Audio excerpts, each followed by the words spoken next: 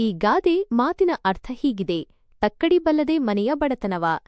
ಈ ಗಾದೆಯು ನಮಗೆ ಒಂದು ಮುಖ್ಯವಾದ ವಿಷಯವನ್ನು ತಿಳಿಸುತ್ತದೆ.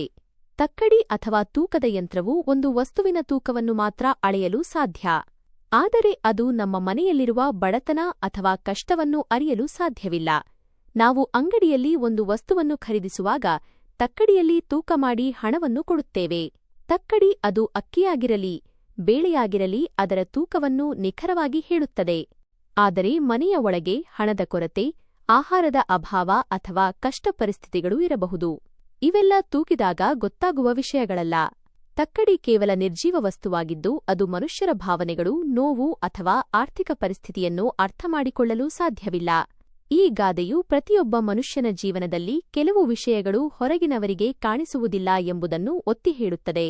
ಕೆಲವೊಮ್ಮೆ ನಾವು ಹೊರಗಿನಿಂದ ಶ್ರೀಮಂತರಾಗಿ ಅಥವಾ ಸಂತೋಷವಾಗಿ ಕಾಣಿಸಬಹುದು, ಆದರೆ ನಮ್ಮ ಒಳಗಿನ ಕಷ್ಟಗಳು ನಮಗೆ ಮಾತ್ರ ತಿಳಿದಿರುತ್ತವೆ.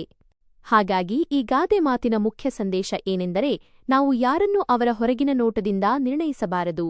ಪ್ರತಿಯೊಬ್ಬ ವ್ಯಕ್ತಿಯ ಜೀವನದಲ್ಲಿ ಏರುಪೇರುಗಳು ಮತ್ತು ಕಷ್ಟಗಳೂ ಇರಬಹುದು. ನಾವೆಲ್ಲರೂ ಮತ್ತೊಬ್ಬರಿಗೆ ಸಹಾನುಭೂತಿ ಮತ್ತು ಪ್ರೀತಿಯಿಂದ ಇರಬೇಕು.